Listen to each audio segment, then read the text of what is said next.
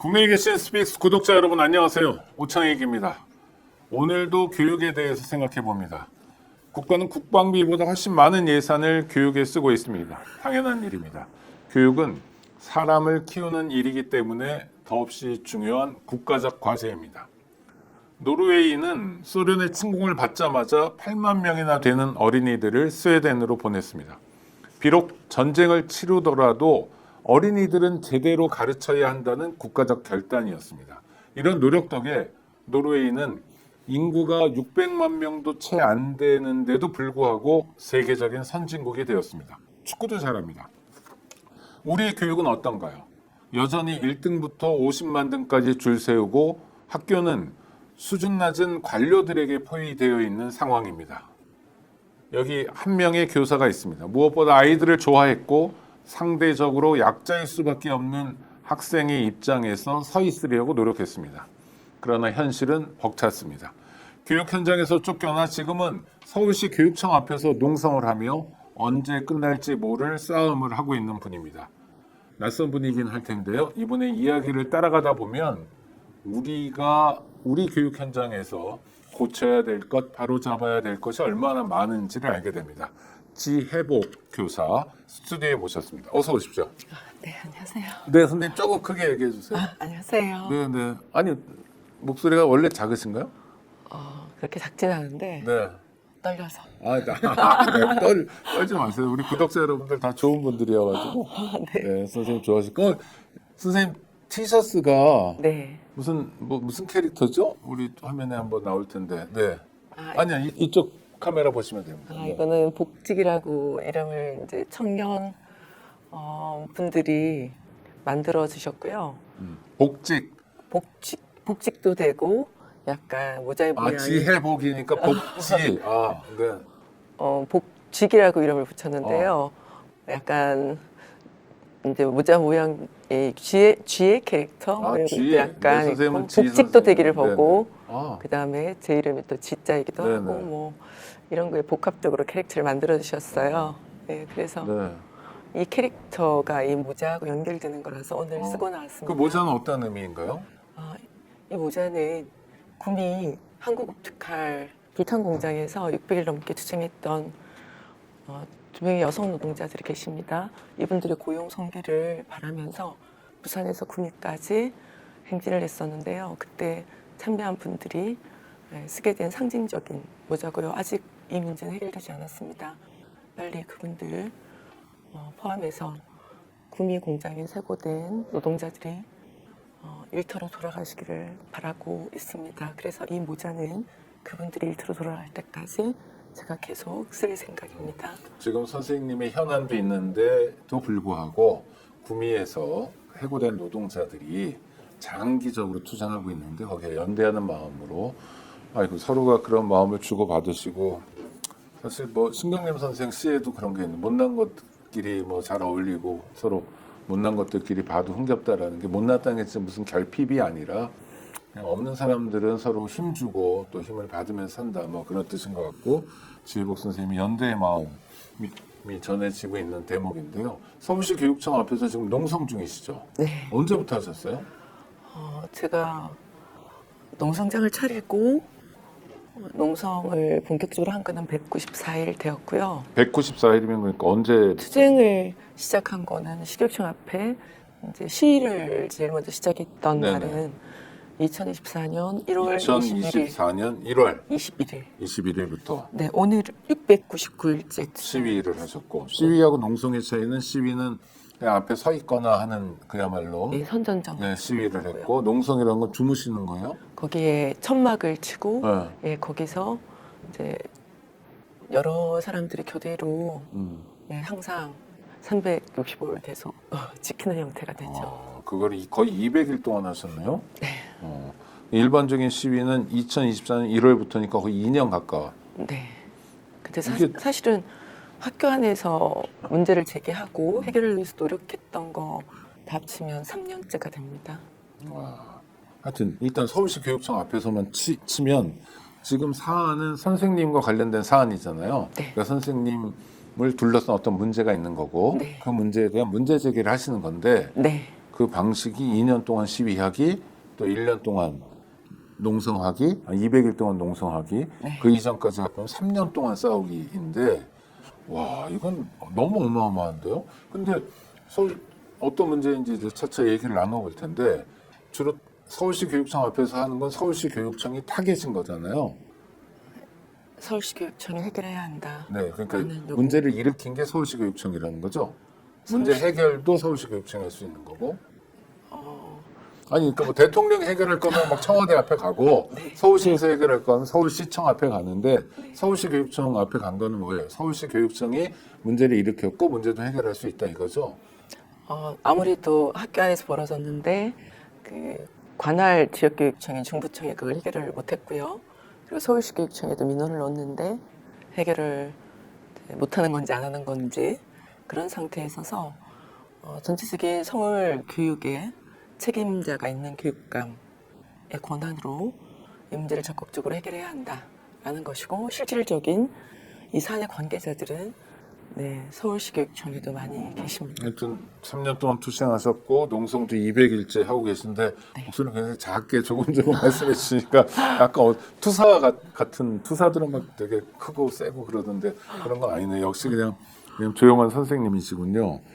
일단 어떤 일이 있었는지가 궁금한데요. 네. 선생님은 학교 선생님 그럼 초, 중, 고 어디서 근무하셨어요? 중학교 사회과에서 근무했어요. 중학교에 사회과 사회과 교사입니다. 선생님. 네.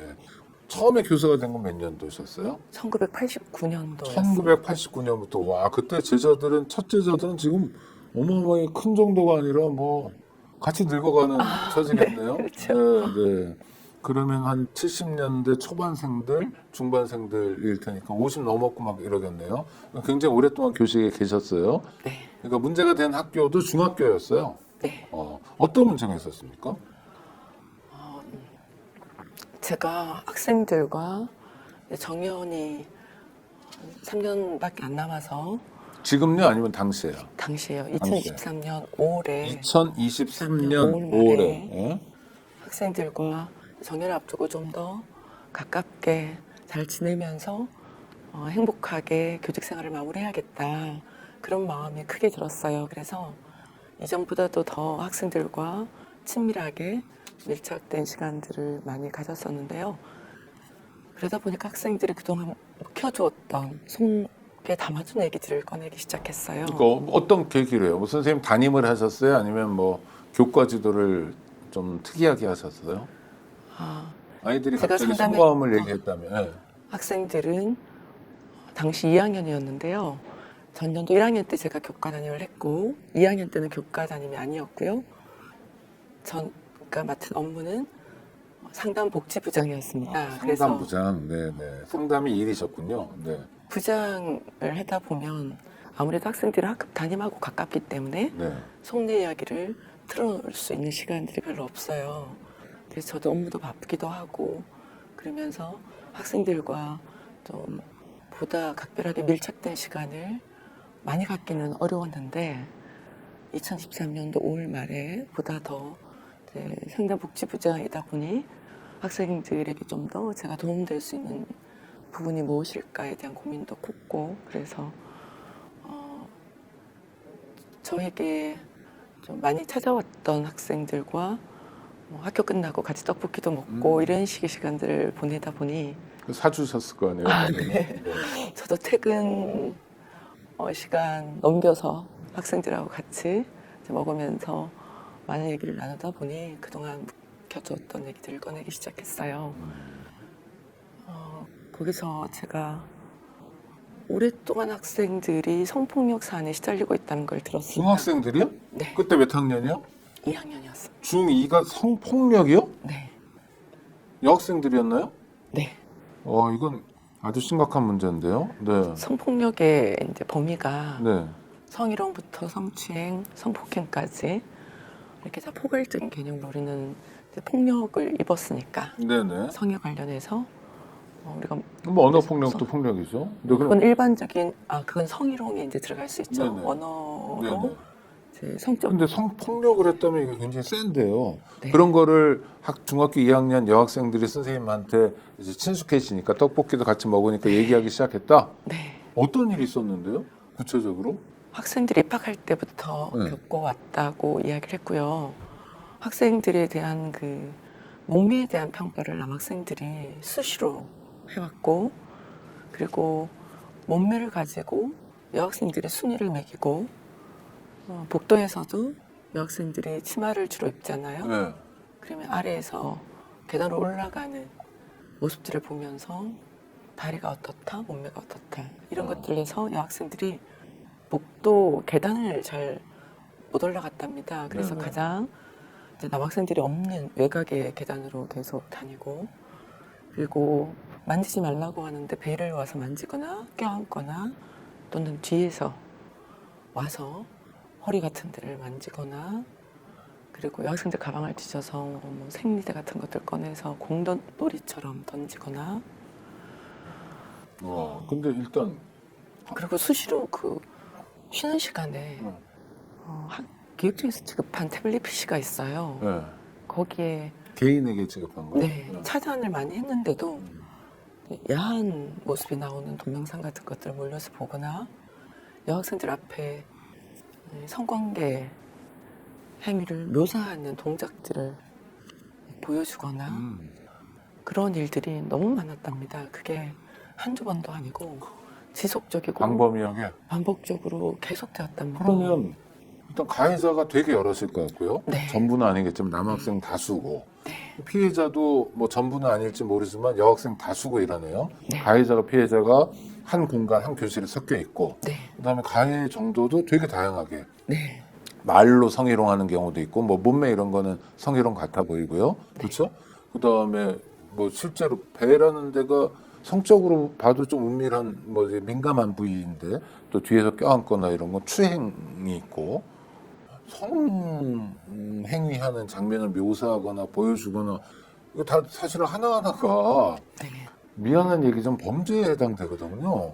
자라나는 아이들이라는 측면을 감안해서 우리가 꼭 범죄로 단속만 해야 되느냐는 건 물음표가 있을지 모르지만 하나하나는 사실 다 범죄잖아요. 그러면 지금 선생님 말씀대로라면 중학교 교실이, 중학교란 공간이 성범죄의 온상이었다는 얘기거든요.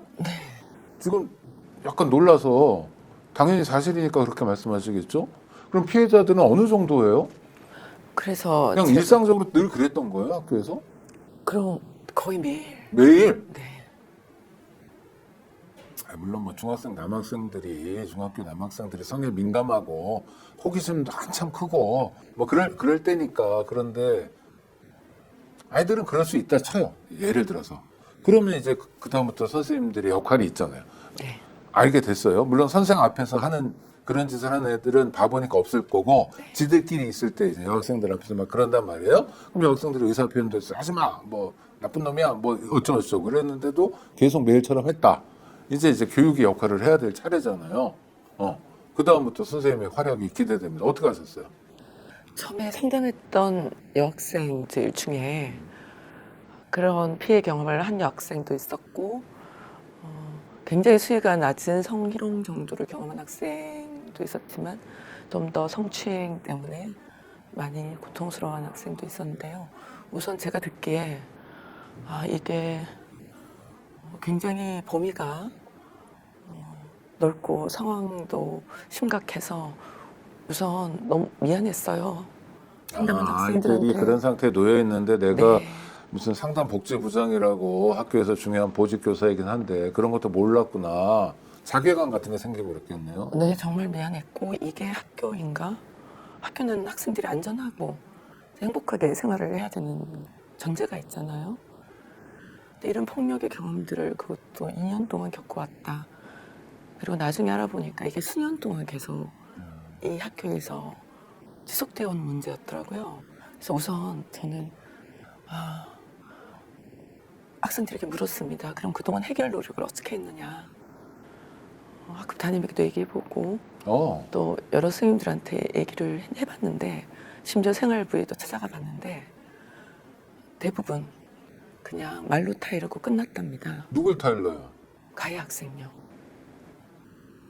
그러지 마라. 네, 그 정도 수준에서 끝났답니다. 아니, 그러니까 전 그럴 수 있다고 생각해요. 네. 자, 선생님 한번 그때로 돌아가 봐요. 어떤 애들이 까불었어요, 막말로. 뭐, 좀 친근한 표현, 또는 범죄에 가까운 행위, 또는 범죄 행위를 했어요. 선생님 자라나는 애들이니까 일단 가르치고 타일러야죠. 하지 마라. 그렇죠? 그거가 잘못된 것 같지는 않아요. 선생님 어떻게 판단하세요? 우선 그거 맞죠. 근데 문제는 네. 그 다음에 안 고쳐졌을 때는 다른 방법으로 가야 되죠. 지금 말씀하신 대로 어. 제가 주목한 것도 우선 성장기 청소년이니까 예방 교육을 정말 철저히 해야 되는데 성교육, 또는 네. 뭐 인권교육, 네. 성평등 교육과 성폭력 예방 교육이죠.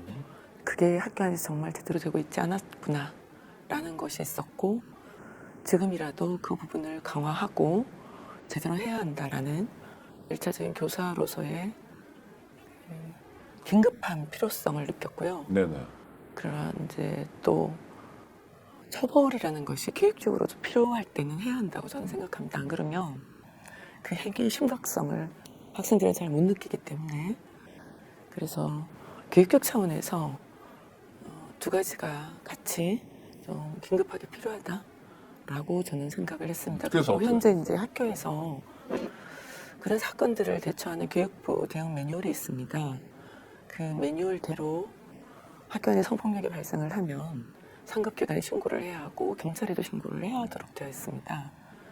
그래서 우선 학교장과 교감 그리고 생활지도부장 세 분을 모시고 보고를 했고요. 이걸 신고를 하려면 피해의 규모가 어떤지 그리고 피해자가 특정도 돼야 되는데 정확하게 상황 파악이 돼야지 보고서를 쓸 수가 있잖아요. 네, 진상규명부터 해야 되는 거군요. 네, 그래서 제가 1차적으로 요청을 드렸던 것은 여학생들에게 무기명 설문조사를 해보자. 그렇게 요청드렸고 허락을 받고 이제 자율활동 시간이 있습니다. 수업 교과 시간은 교과 운영에 방해가 되니까 자율활동 시간에 15분 정도를 빼서 여학생들 사용으로 했는데요. 이 학교는 남학생 수가 당시에 110명 정도 2학년에 있었고 여학생 수가 44명 정도였습니다. 여학생의 성비가 현저히 낮죠. 그러다 보니까 집단적으로 좀 방할수 능력이 부족할 수밖에 없는 그러네요. 기본적인 숫자가 구조가 너무 있어요. 적으니까. 네. 그래서 무기명 설문조사를 실시를 했더니 가해 학생 명단이 28명이 나왔고요. 와, 그리고 44명 중에 28명? 아니요. 남학생 110명 중에 28명이 아, 가해 가해. 학생. 네, 110명 중에 나왔고, 28명. 네. 여학생은 44명 중에 30명이. 3분의 2가 피해자라고요? 네. 와. 그래서 이거를 자, 이제 심각성을 알았어요. 네, 그래서 교장도 알게 됐어요. 네. 이 다음부터 어떻게 됩니까? 생활지도부장께서 신고를 하려면 신고 서류를 작성할 때 피해 여학생 중에 자신의 이름을 밝히고 사실관계서를 써야 한다. 라는 요청을 하셨어요. 그건 아니잖아요. 네, 아닙니다. 왜냐하면 네, 피해자는 네. 보호받아야 되잖아요. 네. 그런데 성추행을 당했던, 뭐 성희롱을 당했던 그 피해자를 특정해서 이름까지 쓰고 지목하게 하면 네. 2차 가해가 생기잖아요. 바로 그건데요. 일단 그다음에 막 그 가해자 학부모들이 걔 찾아내라고 막 그러고 그럴 거 아닙니까? 네, 비슷한 통신, 상황이 벌어졌습니다. 실제로? 네. 와, 까지 얘기 좀 해주세요. 네. 그래서 이름을 검명해야 된다, 특정해야 된다. 그래서 네, 사실 그 정도의 사안이면 담당 기관이 학생들 전체 전수조사를 하고 거기에 좀 적극적인 해결 방안을 마련을 하는 절차가 필요했는데 일단 생활지도부장께서 그 요청을 하셨고 이제 저는 교육적 차원으로 성장기 학생들을 좀 어떻게 학습하게 할 것이냐 그리고 이후 예방하게 할 것이냐 그런 곳들로 접근하고 싶었고 피해 학생들도 사과를 일단 받고 그리고 가해 남학생들하고도 그 지역 안에서 초등학교 때부터도 친구였어요. 그래서 다시 그 관계를 회복하고 싶다 이런 요청이 있었기 때문에 일단 학교에서 그렇게 처리를 하는 것에 대해서 제가 처음에는 따랐습니다. 그래서 피해 여학생들 중에 혹시 자기 이름 쓰고 사실관계 확인서를 쓸 수 있는 여학생 있는지 물어보았고 6명의 학생들이 임원들을 중심으로 해서 이 문제를 꼭 해결하고 싶다. 씩씩하게 용기를 냈어요. 사실관계 확인서에 자기 이름을 적고 부모님 확인서도 받고 분리조치 요구도 하고 그래서 서류를 만들었는데요. 그때 생활지도부장께서 요청하신 부분이 자신의 피해 경험만 기재하라 라는 것이었습니다. 실제로 교육부 대응 매뉴얼에 보면 목격한 거 그리고 전해 들은 거까지도 다 증거 능력이 있거든요. 네, 일단 요청하는 대로 학교에서 그렇게 진행을 하겠다고 하니 처음에는 제가 따랐습니다. 그래서 그 6명의 학생이 자신들의 경험을 썼습니다. 그래서 사실관계 확인서와 아까 말씀드린 서류를 갖추어서 정식으로 학교에서 접수한 것으로 절차를 시작을 했고요. 문제는 접수한 당일 생활지도부장께서 가해 학생들 명단이 사실관계 확인서에 적혀 있었죠. 거기에 나온 명단이 8명이었고요. 생활지도부로 그 학생들을 불러서 조사를 시작했습니다. 당연히 가해 학생들은 자신의 행위를 부정했죠. 거기에 생활지도부장께서 피해 학생들의 이름을 알려주었습니다. 누가 이렇게 피해 사실을 썼더라. 그날 저녁부터 인스타그램에 피해 학생들에 대한 저격글이 올라오고 저에 대한 저격글도 같이 올라왔습니다.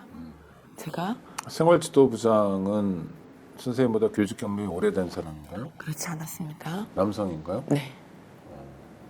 그 그럼 분의 무슨 생활지도부장에서 멈추지 않고 다음에 뭐 또 해보고 싶은 캐릭터였나요? 기간제 교사하셨습니다. 그런데 왜 이렇게 이러셨죠? 기간제 교사. 기간제 교사들은 아무래도 계약을 전제로 해서 학교 안에서 좀 더 다음 적극적으로 기회까지 또 네. 교장 교감이 원하는 대로 움직일 수밖에 없다. 생활을 하고 싶어 하기도 하고 그런 그러니까 아무래도 계약 부담이 연장을 있죠. 위해서 네. 교장 교감의 눈치를 볼 수밖에 없고 그래서 그러면 관리자들의 요구대로 움직였을 가능성이 높다. 이렇게 보시는 거예요? 그 부분보다 본인의 판단이 굉장히 크게 작동했다고 저는 생각을 합니다. 근데 문제는 기간제 교사에게 생활지도부장을 시킨 것 자체가 문제 아니었나요? 네. 생활지도부장 업무를 정규직 교사들이 맡기 어려워합니다. 그러다 보니 기간제 교사들을 좀 학교가 채용하죠. 골고루 문제였네요. 네, 그것도 교사들은 시스템상. 책임질 일을 하지 않고 네. 굳은 일이고 그러니까 기간제 선생님한테 맡기고 기간제 선생님은 뭐 스스로 약점도 있고 어쩌고저쩌고 그러니까 큰일이 났군요. 그러면. 네. 그래서 인스타 같은 데서 저격이 시작돼서 어떻게 됐습니까? 그 본인이 비밀 누설 금지 의무를 위반했다는 것을 부정하고 있어요. 서울시교육청도 부정을 하고 있고요. 그런데 당시 그 생활지도부장이 네. 그리고 학교장 교감께서도 같이 부정을 하는데 오히려 제가 피해 학생 신원을 유출했다는 식으로 거꾸로 뒤집어 씌우는 일들도 발생했었어요. 이게 진실 게임이 됐군요. 네. 자, 쟁점은 사실관계 확인서를 쓴 6명의 피해 여성이면서 학생들의 네. 이름이 유출됐는데 실명이 네. 이건 명백한 2차 가해다. 네. 여기에 대해서는 견해가 다르지 않다. 네. 근데 유출자가 누구냐? 상담복지부장인 지혜복 선생이냐 아니면 그 생활지도부장이냐 하는 진실 게임으로 바뀌었군요. 일종의 프레임이. 네. 근데 그거는 학생들이 있잖아요. 네. 그래서 조사를 받은 가해 학생의 당일 저와 최초 상담했던 학생들하고 친했고 그래서 서로 우연히 만났을 때 생활지도부장이 이러이러한 이야기를 해줬다. 그러면서 무척 화가 난 모습으로 사실 다 얘기했었고요. 그 사실은 서울시교육청 조사 과정에서도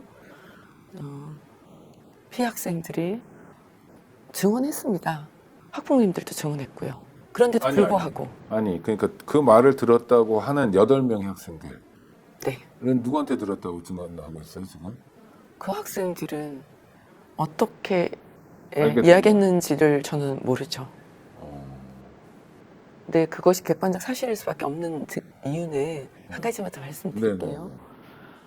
그날부터 아까 말씀드린 대로 온라인 2차 가해가 시작되었는데 그 다음날 아침부터 이 가해 학생들로 지목된 그 학생들과 그리고 친한 학생들의 무리가 복도를 몰려다니면서 피해 학생들에게 야유를 퍼붓거나 교실에 들어와서 책상 발로 차고 어이구. 네가 그랬냐. 그리고 급식실에서 또 옆에 있는 의자 막 차면서 밥을 먹기도 힘들게, 그리고 운동장에서 결사대를 조직한다면 으쌰으쌰하고, 학교가 정말 너무너무 심각하게 혼란스러웠습니다. 피해 학생들이 쉬는 시간마다 저를 찾아왔어요. 너무 무섭다고. 그리고 일부는 커트칼을 가지고 다니면서 드르륵 거리며 내 이름 언급하면 가만두지 않겠다. 그 가해 학생들이 네, 이렇게 몰려다니기도 했고요. 내 이름이라는 건 누구예요? 재복 선생님 이름을? 아니요. 그러니까 가해 학생이 자기 이름을 아. 이후에 발사를 하면 가만두지 않겠다. 이런 와, 식으로. 엉망진창이 돼버렸네 학교가. 제가 너무너무 애들한테 미안하기도 하고. 네, 그렇죠? 엄청나게 미안하고 이 피해 학생들 신원 유출 부분들은 제가 사전에 학교장, 교감 그리고 생활지도부장에게 수차례 철저하게 요청을 했습니다. 피해 학생 신원 유출되지 않도록 해달라고. 그런데도 불구하고 가장 나쁜 상황이 벌어졌습니다. 그 다음에 어떻게 됐나요? 아주 심각하네요. 그래서 제가 이건 안 되겠다 싶어서 민원을 넣어야 되겠다고 생각을 했죠. 학교 안에서 해결을 할 수 없구나라고 판단이 되었거든요. 당시 또 큰 문제가 피해 학생 학부모님들에게 연락을 했습니다. 제가 민원을 넣으려면 아무래도 학부모님들의 동의나 협조가 필요하니까요. 그랬더니 일체 학교에서 연락을 받은 바가 없답니다. 네? 연락을 받은 적이 없대요. 이 사안에 관해서. 네. 근데 교육부 대응 매뉴얼에 보면 이제 모든 법적 근거를 가지고 절차가 있는데 피해 학생 학부모님들에게 꼭 연락을 하도록 되어 있습니다. 근데 연락하지 않았고요. 가해 학생 학부모님들하고만 학교에서 연락을 취하는 방식으로 진행이 되었더라고요. 일단 제가 민원을 넣어야겠다라고 판단을 하고 서울시 교육청의 국민신문고를 통해서 접수를 했고요. 또 하나는 학생인권교육센터라고 있습니다. 거기도 네. 구제 신청을 했습니다. 두 가지 통로로 제가 민원을 넣었는데요. 조금 크게 얘기해 주시는 게 가능합니까? 네, 알겠습니다. 네네. 좀 더. 네. 그때 중학교는 지역교육청에서 1차 여러 가지 업무를 전담하고 있습니다. 그래서 지역교육청에 학교폭력에 관련되는 업무가 통합지원센터라는 단위가 있고요.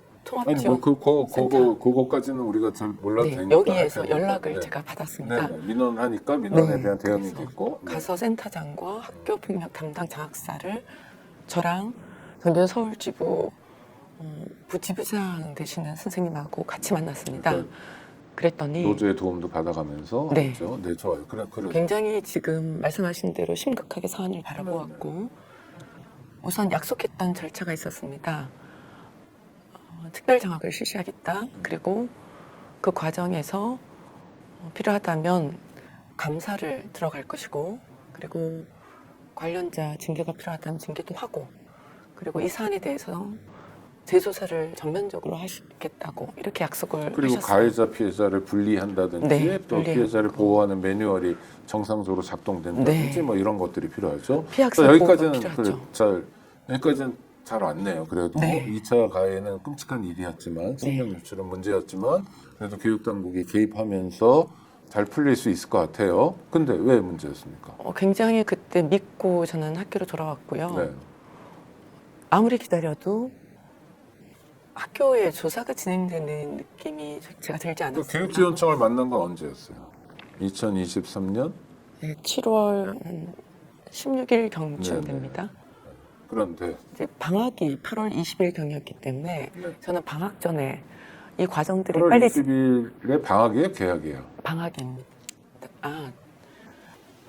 네네. 개학이네요. 네네. 개학이고 방학은 언제였어요? 7월 20일 경쯤에. 7월 20일. 그러니까 바로 방학이니까 네네. 일단 시간 지나가 버리고. 네네. 네. 그래서 저는 방학 동안에 빨리 이 절차가 진행이 되고 개학 때는 학생들이 조금 더 안정된 모습으로 새로운 학기가 시작되기를 요청을 드렸습니다. 기다렸는데 방학까지도 아무런 연락이 없었고 필요한 자료를 제가 다 제출을 했고 학부모님들의 의견서도 피해 학생 학부모님들이 자신들의 이름을 다 밝히면서 중부교육청에 제출을 했습니다. 네. 그리고 기다렸는데 8월 말까지 아무런 연락이 없었어요. 그래서 제가 한 다시 달 반 동안. 네, 제가 다시 연락을 드렸습니다. 그랬더니 담당 장학사가 바뀌어 있었습니다. 그래서 제가 이 사안에 대한 조사가 어떻게 되었냐고 물었더니 문서를 읽어보았고 아무 문제 없더라. 이런 답변을 받았습니다. 너무 놀라웠죠. 네. 그래서 어떤 절차를 진행을 했는지 제가 학교 안에 선생님들의 의견을 좀 들어봤어요. 딱 한 번 교장실에 교육청 장학사 분들이 두 분이 찾아왔답니다. 만난 분들이 생활지도부장, 거기에 부사에 관계되는 두 분과 그리고 그 일이 가장 크게 벌어졌던 학급 담임, 교장교감 선생님 만나고 저에 대해서 뭐 일체 연락을 한다든가 그런 절차도 없었고 피해 학생 학부모에 대한 면담 조사도 일체 없었습니다. 연락도 없었답니다. 딱 한 번 나온 그것으로 종결을 조사인지는 지었죠. 모르겠으나 조사랍시고 왔는데 일방적으로 한쪽의 얘기만 듣고 가버렸다. 네. 그리고 종결했고 네, 새로운 장학사 얘기는 아무 문제 없다. 끝났다. 네. 안 끝났잖아요. 네. 그래서요.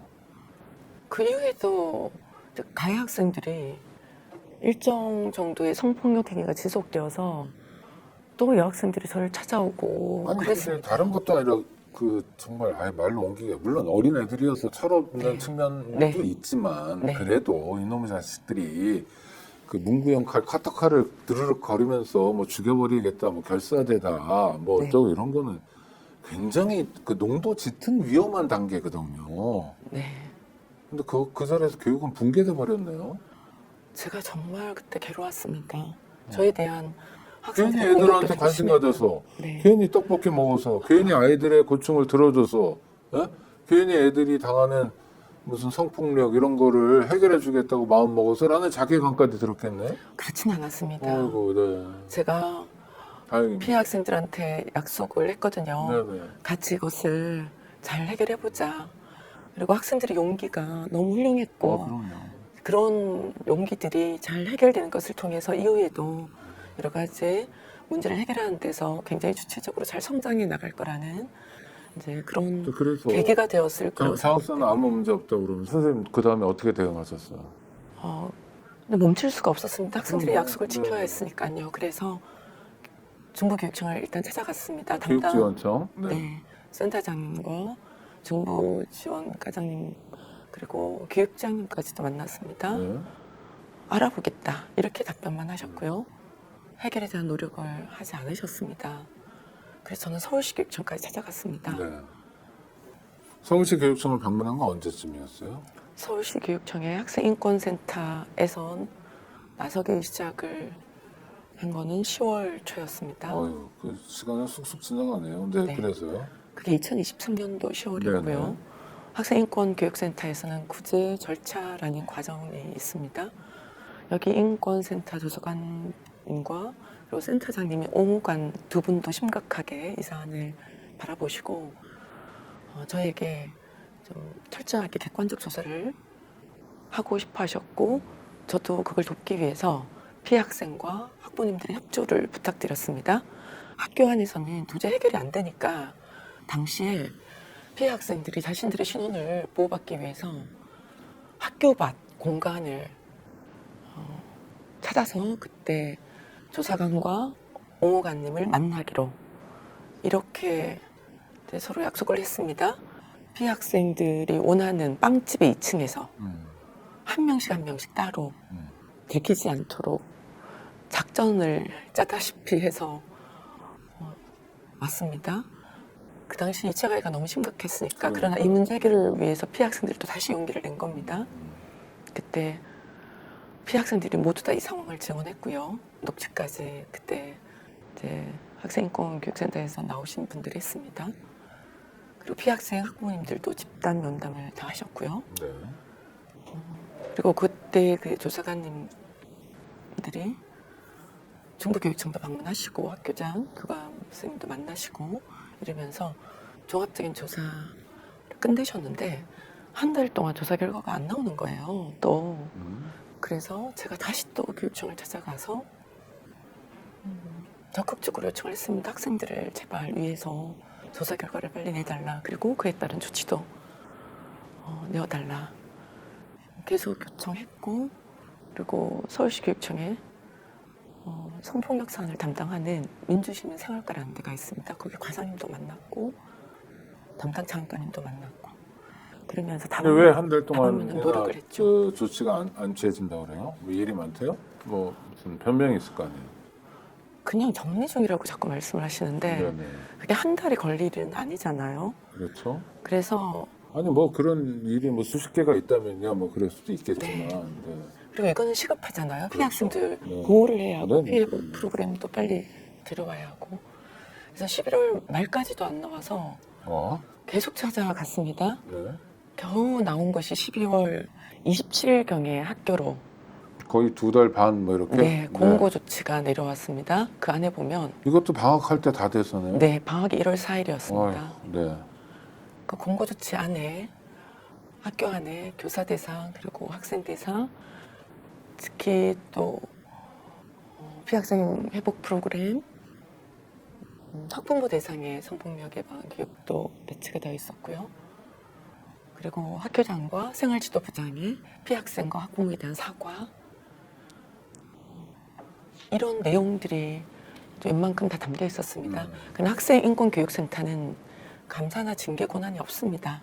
그렇다면 이것을 시교육청의 감사과에 보내서 이 부분에 대한 책임 소지를 좀 다툴 필요도 있었고요. 왜냐하면 이 모든 게 다시는 일어나서는 안 되는 일이었잖아요. 그리고 이렇게 처리해서도 안 되었는데 사안 자체가 축소 은폐되었기 때문에 책임자에 대한 일정 정도 좀 행정적인 책임도 물을 필요가 있었습니다. 왜냐하면 당연히 그래야 다시는 이런 일들이 교육청에서도 동일하게 처리하지 않도록 하는 선례가 될 수 있었고 그런 부분들에 대한 이후의 후속 조치는 없었습니다. 근데 문제는 2023년 12월 말에 그게 나왔는데요. 그때 전보 작업이 시작되는 기간이었습니다. 새로운 학년도에 교사들 이제 전보 절차를 진행하는데 학교 내에서 1차 논의가 있고 2차 중부교육청에서 전보 절차를 진행합니다. 그 결과를 수합해서 서울시 교육청에서 발표를 합니다. 왜냐하면 인사권자가 교육관입니다. 뭐그 과정을 자세히 말씀하실 필요는 없고 하여튼 전보가 진행돼야 될 때죠. 학기 말이고 그러면. 네. 그런데요. 근데 저를 전보 대상으로 선생님 원래 전보 대상이셨어요? 아니죠. 그러니까 그 학교 뭐 그냥 기억 학교라고 부를까요? 가 학교에서 얼마 동안 근무하셨어요? 지금 언론에서는 A학교로 부릅니다. 뭐 네, A학교로 하여튼 할까요? 좋습니다. 네. A학교에 4년째 근무하고 있었고요. 만 3년 아니면 만 4년? 만 4년. 전보는 몇 년마다 가나요? 5년마다 하고요. 아 그러면 원래 전보를 가야 될 때보다 1년 앞당겨서 지혜복 선생을 다른 학교로 전보 보내려고 했다. 또 하나는 정년을 맞아요, 아니에요? 네, 그것도 있고요. 정년을 5년 전보 기간 채우고 그 이후에 계산했을 때 2년 이하가 정년 앞두고 남으면 그 애 학교에 제가 남아서 정년을 맞이할 수가 있습니다. 아무래도 계속 학생들하고 친한 관계도 있고 업무에 익숙함도 있고 그러다 보니까 제가 더더욱 전보 대상이 아닐 가능성이 높은 건데 무조건 그렇게 하는 건 아니라 하더라도 거의 대부분 그렇게 뭐 하여튼 그러니까 거의 대부분이라도 일부는 아닐 수도 있으니까 아닐 가능성도 있지만 선생님은 기본적으로 전보 때가 안 됐고 전보 때가 됐다 하더라도 그 학교에 남아 있을 수 있는 상황이었는데도 앞당겨서 전보를 보내려고 했다 학교에서 네. 피곤하다 골치 아프다 없었으면 좋겠다 이런 욕구네요.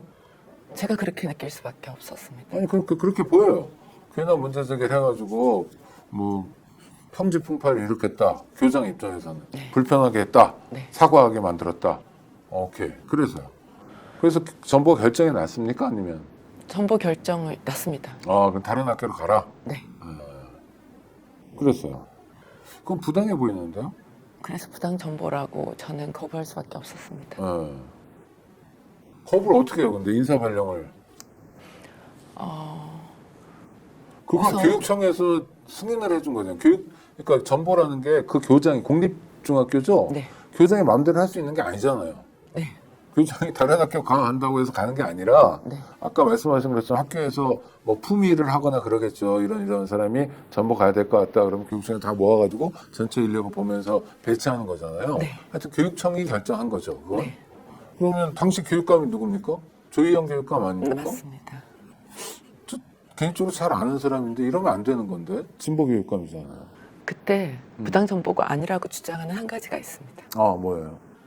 학교 안에 교사들의 협의 체계가 있는데요. 네. 현재 교사들의 정원 감축이 진행이 되고 있습니다. 정원 감축을 학교마다 요청하는 인원이 있었는데 그 2명 중에 한 사람을 저를 지목했는데요. 학교 안에서 만든 기준은 A 학교에 제일 먼저 날짜별로 온 교사가 저이니 제가 먼저 가라. 이렇게 결정했습니다. 근데 그 기준은 위법합니다. 왜 위법한가 하면 교육공무원법의 교사들은 육아휴직을 했거나 또는 파견을 나갈 수도 있잖아요. 네. 다른 기관에. 병력 의무를 이행할 수도 있고요. 그럼 그 기간은 다 빼고 그 학교에 실근무 병력을 계산을 해야 되잖아요. 안 그러면 그 학교에 제일 먼저 왔다는 이유로 내보내게 되면 합법적인 권리를 행사했다는 이유로 불이익을 받게 됩니다. 네, 육아휴직 등. 네. 네. 그런데 선생님. 그런데 그 기준을 선입선출이라는 기준을 학교 내에서 교사들이 만듭니다. 그리고 교장 교감 선생님도 적극적으로 그렇게 되도록 노력을 하십니다. 교사들이 잘 결정 못했을 때 교장 교감 선생님 교장실에 불러서 협의회를 열게 하고 교장 교감 선생님 앞에서 그걸 결정하게 그 만드셨습니다. 진해복 선생을 위한 네, 한마디로 하면 내쫓기 위한 룰을 만든 거 아니에요? 자기들끼리. 저는 그렇게 그렇죠? 남길 수밖에 네, 네. 없었습니다. 네. 그리고 또 하나는 아니 그렇다 치더라도 학교에선 그런 욕구가 있을 수 있어요. 네, 왜냐하면 걔는 문제 제기를 해서라고 느낄 수 있는 거죠. 교육자답지 못하게 그냥 초라한 그냥 한 사람으로서 자기 책임을 망각한 교육을 포기한 작자들은 그럴 수 있다 쳐요. 제가 궁금한 건 그게 교육청의 인사 발령이잖아요. 그거는 안 나와야 되는 거 아닌가요? 맞습니다. 네. 두 가지를 더 합니다. 한 뭐요? 가지는 학교 안에 사회과, 역사과가 독립된 과목입니다. 네. 그래서 모든 교육과정 운영이나 시험 그리고 교사들의 자격증대라 배치를 하는데요. A 학교에서는 사회과 교사가 2명이 필요했고 역사과 교사가 2명이 필요했습니다. 저는 사회과입니다. 저를 포함해서 2명이 있습니다. 역사과 교사는 3명이었어요. 네. 한 명이 더 꽝이었습니다. 그럼 당연히 역사과 교사가 한 명이 떠나야 맞는 거잖아요. 그렇죠. 근데 역사과 교사를 남기고 저를 내보냅니다. 그래서 역사과 교사가 통으로 사회과 수업을 하게 할 정도로 저를 그건 더 말이 안 되는 거잖아요. 내쫓는 과정이 있었습니다. 아니 그러니까 하여튼 아무 상관없이 그냥 내보내겠다라는 거일 뿐이잖아요. 네. 역사 선생님 데려다가 사회과 수업을 시키는 한이 있더라도 수업이 어떻게 되든 간에 네. 하여튼 그러니까 그래서 제가 여쭙는 건 네. 그랬어요 학교에서. 네. 근데 그게 조희영 교육감 도장이 찍힌 네. 교육청의 인사 명령이 됐잖아요. 네. 왜 그렇게 됐냐는 거예요. 제 말은. 그래서 부당 정보입니다. 아니 부당 정보인데 네. 그 교육청에선 걸러줘야 되지 않냐는 거예요. 학교에서 교장이 그런 꼼수를 부린단 말이에요. 교사들하고 짬짬이가 돼서 네. 이해할 수 있어요. 분규가 있거나 문제 제기가 있으면. 네. 그러니까 원인을 봐야 되는데 그게 아니라 무조건 싫은 거니까 아이들 인권도 아무 상관없고 정말 나쁜 X들이 그랬단 말이에요. 네. 그럼 교육청은 네. 서울시민이 직접 선출했잖아요. 네. 그걸 막으라고 하는 거잖아요. 교육청의 기능이. 네. 게다가 학생인권센터에서 조사도 했잖아요. 임명도 했잖아요. 네. 그럼 지켜야죠, 선생님을. 적어도 부당 정보는 안 되게 해야죠. 맞습니다. 근데 왜 교육청 뭐 했어요, 그럼? 제가 식교육청에 찾아가서 정말 여러 차례 인사를 한 다음에 나기 전에? 나기 전에요. 나기 전에. 아, 알고. 네. 네.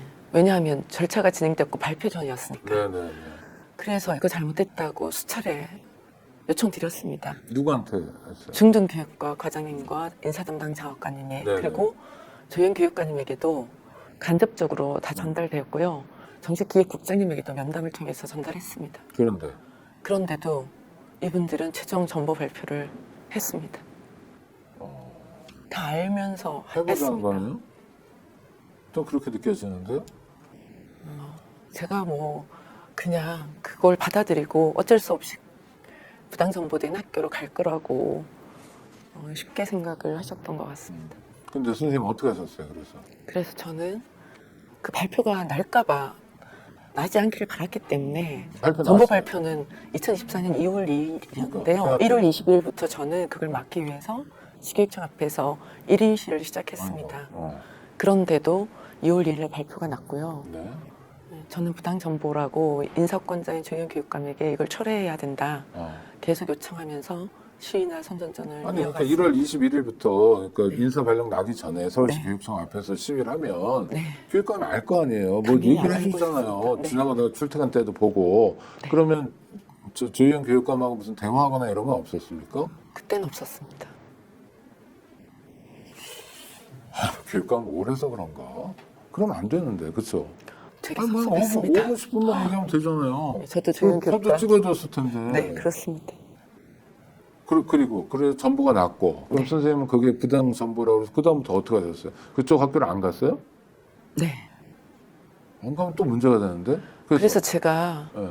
3월 1일자로 사실 정보가 되면 그러니까 혈액이 비학교로 발생이 됩니다. 비학교로. 그 마지막 날이 2월 29일 정말 고민이 많았습니다. 네네. 휴일이 껴가지고 3월 4일부터 이제 부당정보된 B학교로 가야 되는 상황에 몰렸는데 안 가게 되면 주변에서도 파면될 수 있다. 네. 걱정을 많이 하셨고 저도 교사로서 해고가 되었을 때 상상이 되는 여러 가지가 있잖아요. 불이익도 있고 뭐 그렇죠. 당장 직장에 쫓겨나고 연금 문제도 있는 거고. 네. 하여튼 그래서 파면되면 이제 연금도 제대로 네네. 못 받으니까. 근데 제가 부당 그때 정보를 거부하고 그쪽 학교 비학교를 안 가신 거예요, 선생님은? 왜냐하면요. 어.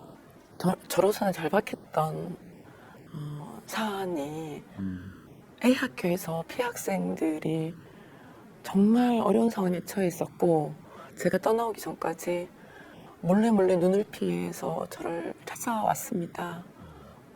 무서웠고 또 성폭력 행위들이 지속된 부분도 있었고 그래서 학생들과 제가 그럼 선생님 마음이 이런 거였겠네요. 애들이 굉장히- 중2였다며요. 네, 얘들 졸업할 때까지라도 한 1년만이라도 더 있고 싶다 이런 마음이셨겠네.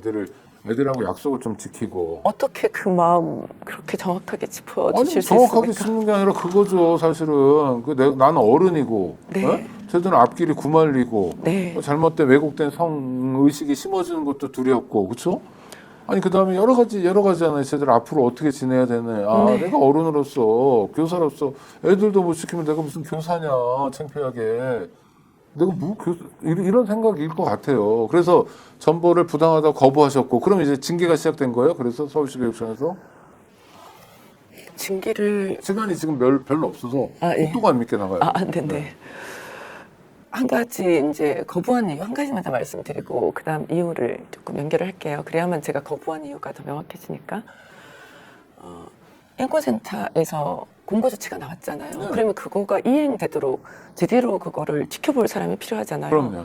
학교 안이 그랬으니까 제가 남아서 그게 제대로 이행되면서 학교 안에 오케이. 그런 제대로 이유로. 이제 네네. 좀 문제 자리 제기한 잡히기를- 사람으로서 네, 일종의 네. 결자 해지, 네. 뭐 아이들도 보호하고 이것 때문에 학생들 제대로 정보를 안 갔으면 교육받고요. 좋겠는 마음이 간절해서 교육청에 가서 호소했고 그래서 부당 정보다라고 문제 제기했는데 전보가 났고 따를까 말까 하는 상황인데 안 따랐고 그러니까 이제 교육청에서는 일종의 반격이 시작될 텐데 그게 이제 선생님에 대한 해고였어요? 처음에는 언론에서 보도하기 시작하면서 일주일 만에 징계를 할 줄 알았는데 일주일 지나도 한 달이 지나도 두 달이 지나도 징계를 안 그럼 하더라고요. 선생님 출근은 어디로 하셨어요? 매일 시교육청에 아침 출근 시간부터 밤 그럼 A 계속 학교도 아닌 있었죠. B 학교도 아니라 교육청으로 출근을 했고 네. 그래서 징계를 받았어요, 선생님이? 네. 언제 받았어요? 징계 확정된 게 언제예요? 2024년 9월 27일이었습니다. 2024년 9월. 그러면은 한 학기 지나고 나서 9월 24일에 징계 처분 양정은 뭘 받았어요? 해임을 받았습니다. 해임. 연금을 다 날리는 건 아니지만 교사로서는 내쫓겠다라는 거고 네. 이때 교육감은 누구예요? 조현 교육감이 떠나시고 새로운 교육감이 선출되기 직전에 부교육감 권한 아, 대행 네. 시기였습니다. 그러면 새로운 교육감이었어요. 정규원식 교육감. 네. 그럼 여기도 이제 진보 교육감이잖아요. 네. 이분은 지혜복 선생님 관련해서 어떤 조치를 했습니까? 아무것도 안 했습니다. 만나본 적은 있어요?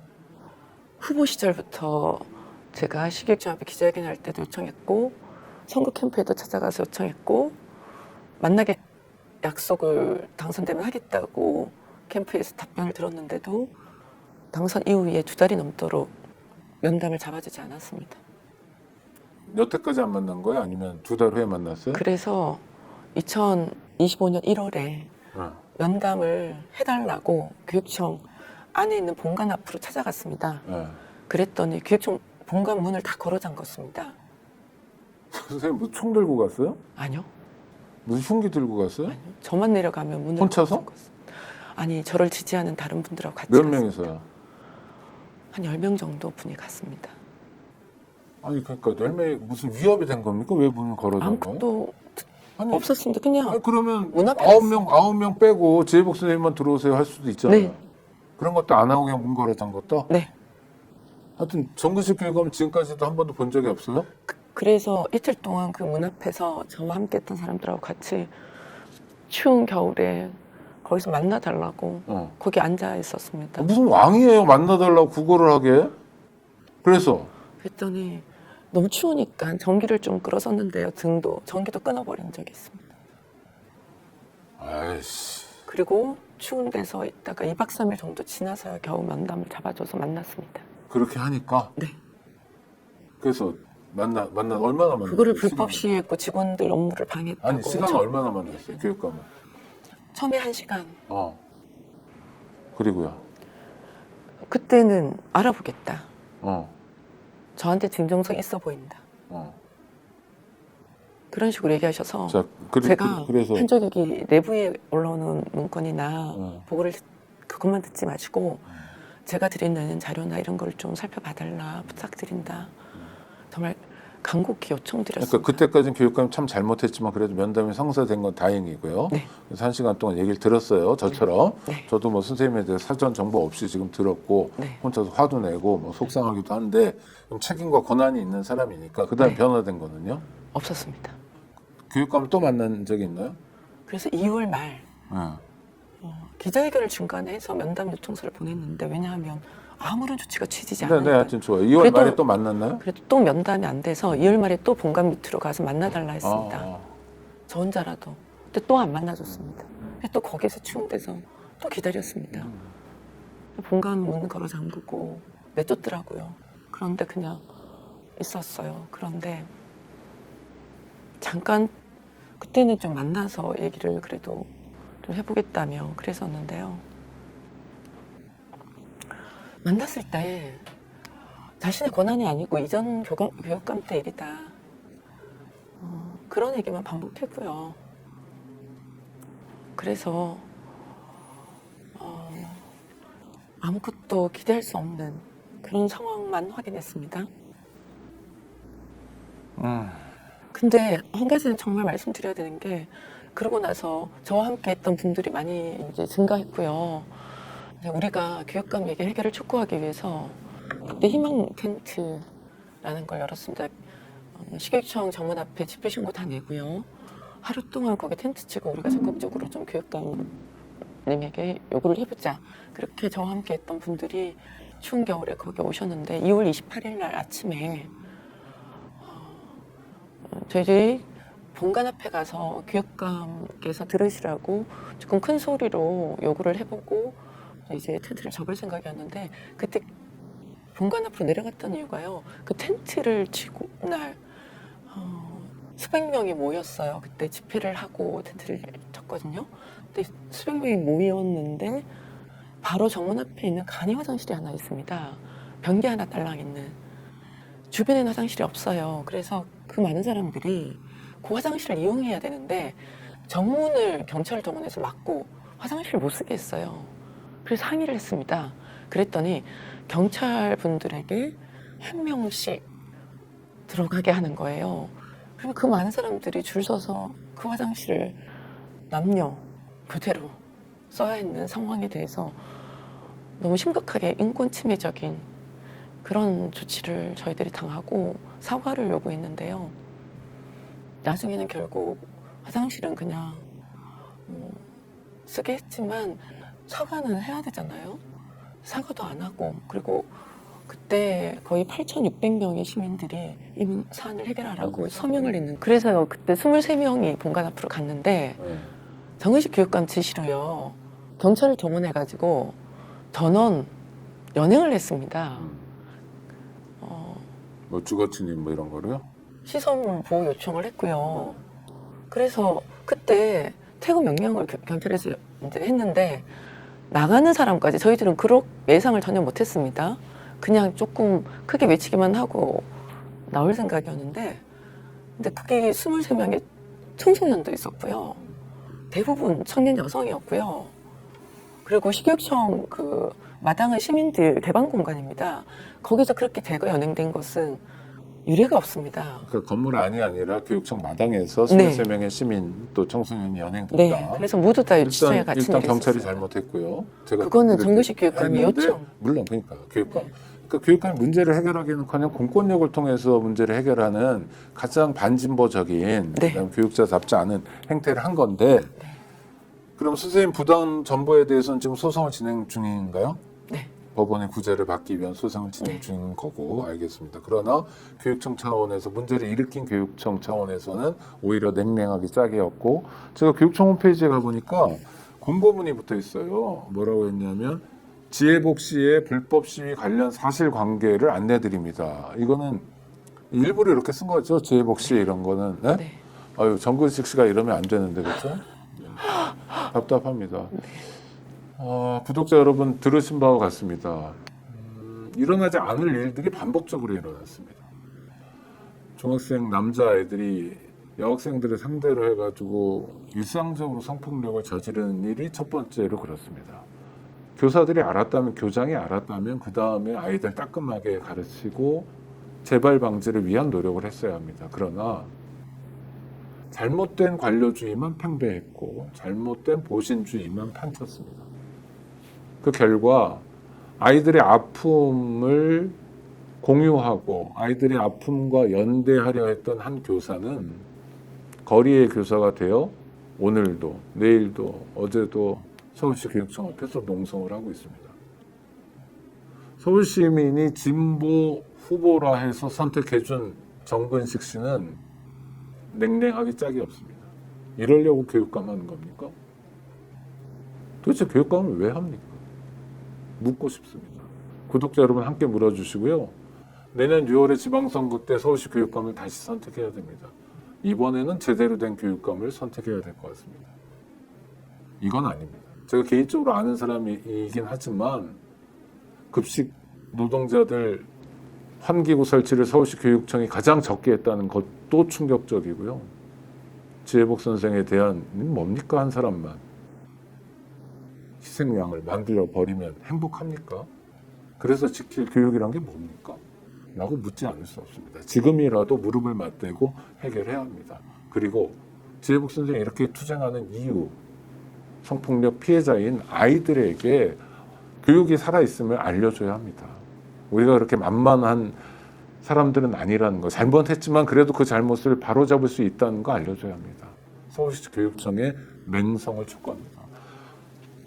가셔야 되는데 마지막으로 우리 구독자 여러분 저쪽 카메라 보시면서 하고 싶은 얘기 있으면 한마디 하시죠. 방송이 처음이라 많이 떠시고 네. 고생하셨습니다. 우선 2023년도 당시에 용기 내어서 신고했던 학생들에게 정말 미안합니다.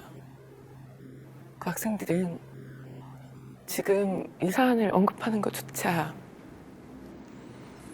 두려워합니다. 그 학생들의 용기가 제발 이후에는 이 사안 얘기를 잘 되어서 정말 떳떳하게 당당하게 얼마나 멋지고 옳은 행동이었는지를 알려주고 싶습니다. 그리고 피해 학생 학부모님들께서도 너무 안타까워하고 계십니다. 그분들께서도 여러 가지 의견서와 탄원서를 보내주셨는데요. 그분들이 저에게 미안하거나 무거운 마음도 제가 학교를 돌아가서 좀 내려놓을 수 있는 길이 열렸으면 좋겠습니다. 마지막으로 이렇게 학생들과 함께하기 위해서 사안 해결에 나선 전국의 교사들이 계십니다. 그분들도 저처럼 불이익을 받지 않도록, 이런 고통 당하지 않도록 다시는 이런 일이 생기지 않았으면 좋겠습니다. 감사합니다. 네, 구독자 여러분 감사합니다. 제이복 선생님 감사하고요. 오터뷰 5번째 시간이었습니다. 속 터지는 시간이었지만 우리가 아이들을 지키지 않으면 아이들은 정말 기댈 것 없어집니다. 네. 학교가 아이들을 지켜야 하고 교육이 아이들을 지켜야 합니다. 지켜야 그 다음에 가르칠 수 있습니다. 구독자 여러분 감사합니다.